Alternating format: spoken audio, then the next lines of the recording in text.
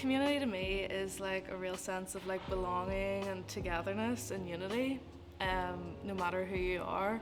People that you connect with either because you have a shared interest or because you have a shared history or culture. Something that you have in common. So I have African community, we have a Indian community, Asian community, Muslim community. This is a part of like somewhere that you feel like you feel comfortable. Community means inclusive, it means everybody can be involved. It's a place where people feel comfortable, all cultures, races, religions are involved. A support group of people that you have around you, that could come in multiple different forms. It could be, religious groups, it could be sport groups, online communities.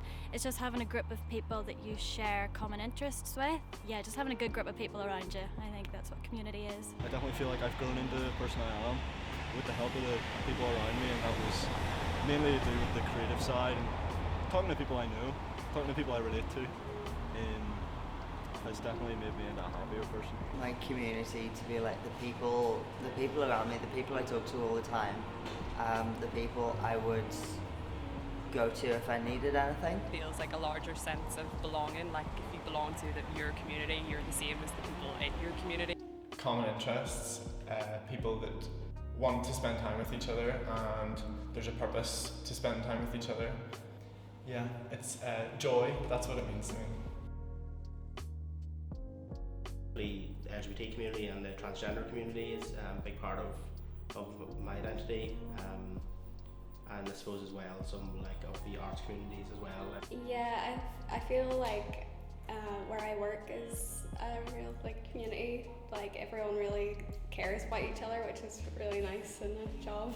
Within a women's group within my community, which is just a great for women to come together in the community to talk about stuff going on, and then we do a lot of charity work through that and stuff.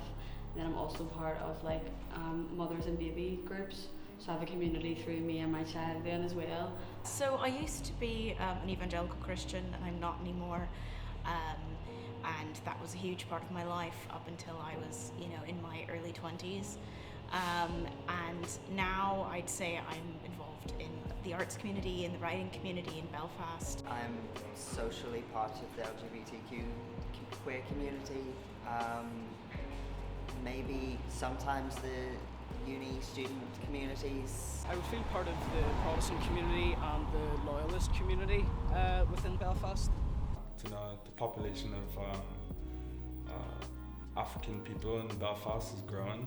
So maybe about 10 years ago, I wouldn't have said I was in the community because there was not much of my people here, but now I would say we're growing and flourishing. I'm from Glenarth, which is quite a rural area, and you grew up playing GAA, and that's a big part of our community there.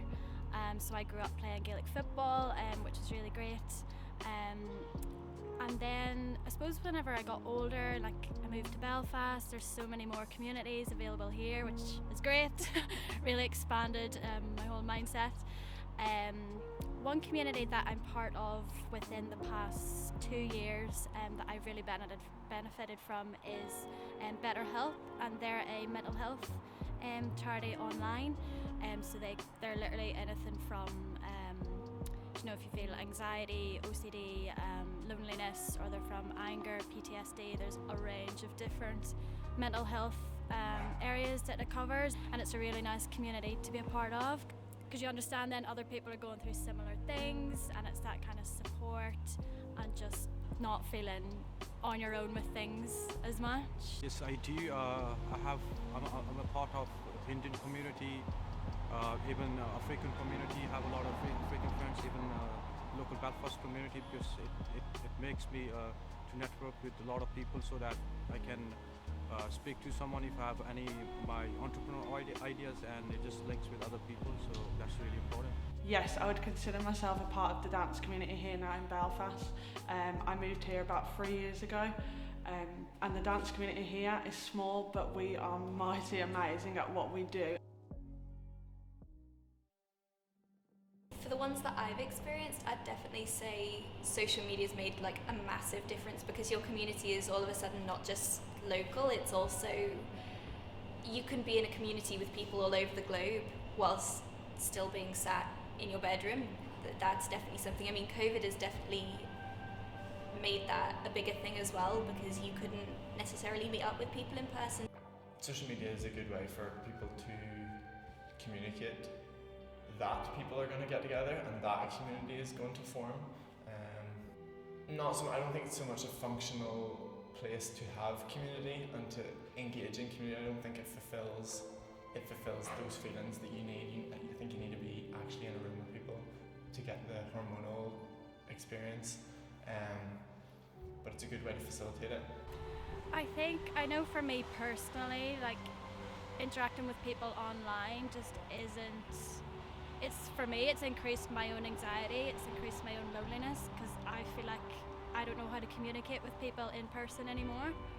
I think we've all found that it's been difficult to come back and be with other people, but really wonderful in the same way. And during COVID, it was really difficult to adapt to being online, but at the same time that brought a lot of really cool things, like inclusion of people with disabilities who weren't able to attend events, suddenly being able to be much more involved. And I think the religious community that I've left, I've seen a lot of increased polarization and intensity. I suppose we've always had a lot of online community within the LGBT community, but whenever during COVID, it just like any sort of like in-person activism and any protests and stuff just really died down. You felt like a wee bit like people weren't recognising you and weren't like seeing your struggles as much as they would a few years ago. Then again, like now since COVID is things are getting a bit better. That like this year was the first year that had Belfast Pride in I think about 3 years. And so it was nice to see that there's actually is such a big community and such big support that was there the whole time. In terms of change after the past few years, I would say COVID has affected the mental health of a lot of teenagers and older people. So I think over the past year or two, especially with COVID, a lot of people have been isolated and very withdrawn and stuff. Yeah, obviously as well, I became a young mum during COVID, so I had no like interactions with anyone, like within a parenting community or like even other women, you know. It's a very isolating time, so I feel like it's changed now where at least we're all getting back together. I'm able to get back out to women's groups and like mummy and me groups, and it means like you can really get a sense of community like just right at your front doorstep. It changed a lot because I've been here for more than 3 years. I have seen a lot of changes, the way people interact with everyone, and they are very helpful because I'm coming over here, I don't know anyone, and talk with people, and they were really helpful. I think sometimes it can be a bit backwards in terms of like women's rights and gay rights, and also obviously there's still a lot of generational trauma from the Troubles, and I do feel like a lot of people still struggle to kind of move on and let go of that, and I think that does like have a bit of a negative impact on like sense of community. A lot of people kind of, I feel, maybe feel a bit like displaced, or like for example me, I don't identify as like Catholic or Protestant or anything, so you know, without that, then where do I kind of like stand in terms of nationality, you know? So I feel like with this generation in particular, there's a real sense of confusion about where do we go now. Sometimes I feel like there's still a bit of a divide in Northern Ireland in general, but particularly in Belfast, because there's still a lot of debate going on since Brexit and that sort of thing. I don't really know many of my neighbours in the street that I live in. Most of my friends don't know their neighbours. But when I think back to like, I know my grandparents still live on the same street that my mum grew up on, and they know the stories about everyone who lived on that street. They know everyone in the street. They all used to talk to each other. They'd go around and borrow things. They'd all rely on each other. And I think, I know people are a lot more disconnected generally now. I think I'd say generally that's a negative. I wouldn't necessarily say it was positive or negative, because I don't think, I mean, it was going to happen whether or not it happened anyway, and so I would actually say that any changes are kind of more natural anyway. I would say there is both, you know, obviously there was a massive negative impact with COVID. It may have made some people more reclusive, might have made some people feel like once they get back into the world again, it was a little bit different. But the plus side of that is it made a lot of people aware of other issues, mental health issues, and seeing the importance of community. It really highlighted that we are social creatures. That is what sets us apart from many animals, and we need other people. I think on the note of COVID, right, I feel like it was good for kids to get out on the streets, because a lot of kids were like just sitting in playing Xbox all the time, you know, constantly on the computers, social media, and whenever COVID hit, everyone wanted to be outside, so it was kind of a positive, you know, whenever it came out of it. In terms of a positive change, I would say a lot of people have came together, even through online and stuff too, just facilitating people meeting, going for coffee, you know, helping out old people and things like that, because they're aware of how the restrictions did affect people and did affect their mental health.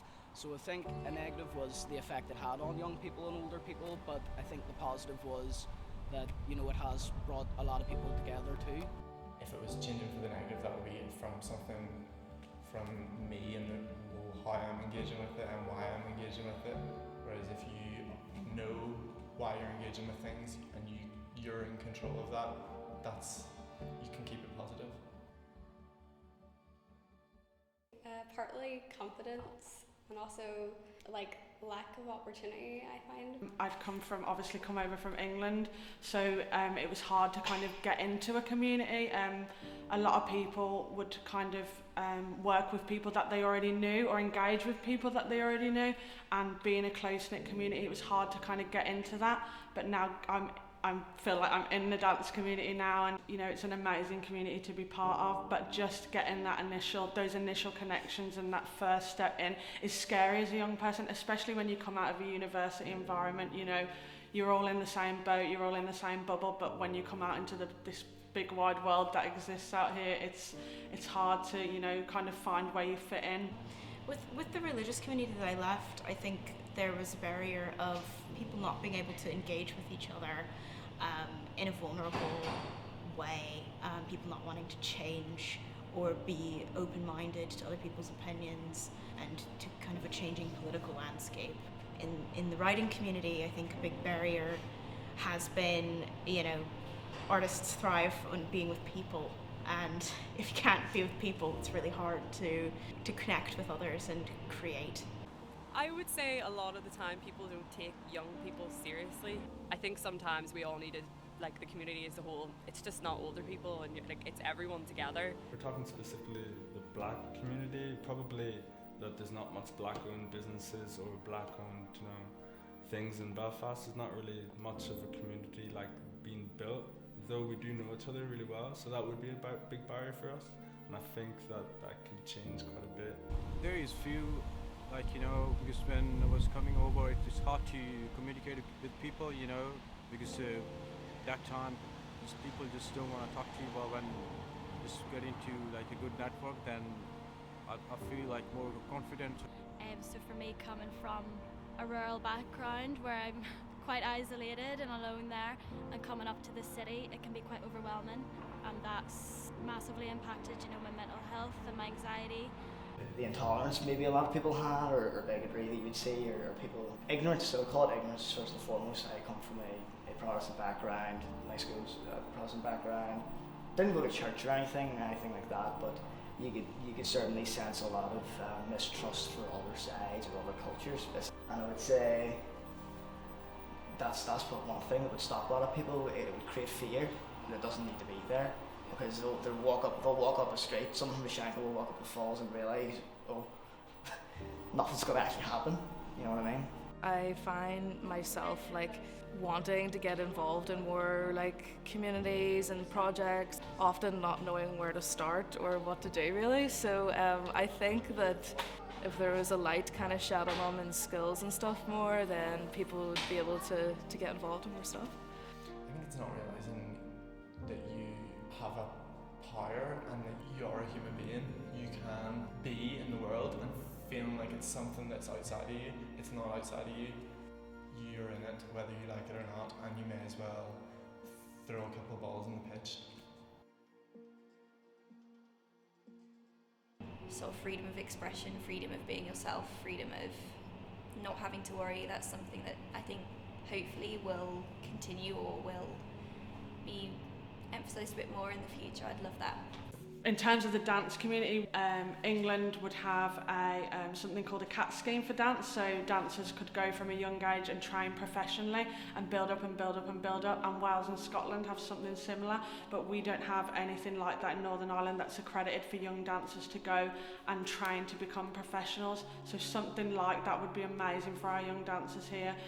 I think like the biggest thing for me, like I would love to see more equality and acceptance, and I think we are hopefully going towards that place. I think there's a lot of work to do still, but I really hope that our generation can kind of push through and really encourage that kind of change. What we really see is just more opportunities for these people to actually learn other ideas and cultures, because here there's something taught that's not, self-inherent, you know what I mean? I think that's the sort of thing that I want to see more community work and cross-community work. I think all schools should just be integrated, male, female. I think you should be able to wear what you want. People have a lot of reserved opinions about that, but that's just what I think. I think that would be what would be better for everyone, because it's things like that that bring down barriers for people to actually talk. Probably just to have the same opportunities as everyone else, because there's a lot of people my age in my community that feel out of place or feel like this isn't the country for them or whatever, or are refugees, or live in different circumstances. So I feel like just as long as everyone can have the same opportunity, that's all I want for my people. I can only speak for myself, I can only speak for my communities, so I feel like for the future it should be like some sort of like activity that involving everybody, because as we know, Belfast is not the same as we know like 10 years ago. We have a lot of diversity, and then we should bring everybody all together. That's how we're gonna have a big and nice community and a positive community to move forward. I think there should just be more for the younger people, because by the time you grow up and there is those avenues to get into the better ways of life, sometimes it might be too far.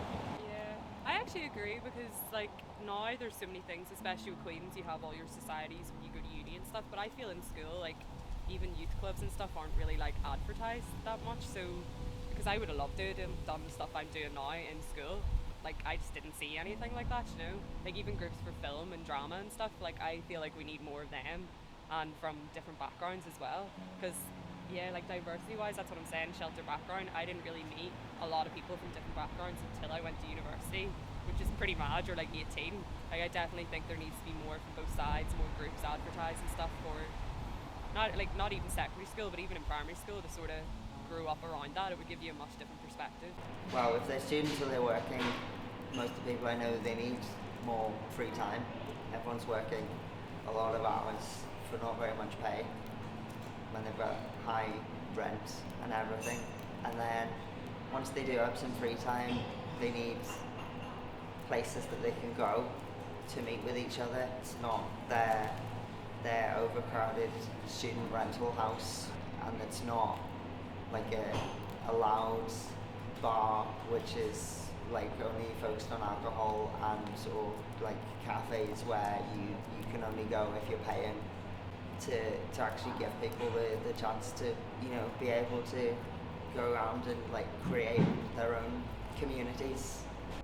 I know mental health is a big topic right now, and a lot more people are talking about it, which is great, but I still feel like there aren't those support services available to people, especially to young people.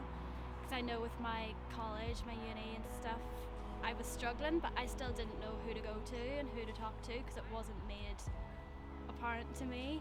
And I think things like that through college or through local services and community projects, it needs to be made more available, I think, to young people, especially students, because we take on quite a lot. There's a lot of pressure, there's a lot of stress, and especially after graduating uni, I find that a lot of people, myself included, and my friends feel very lonely and very lost.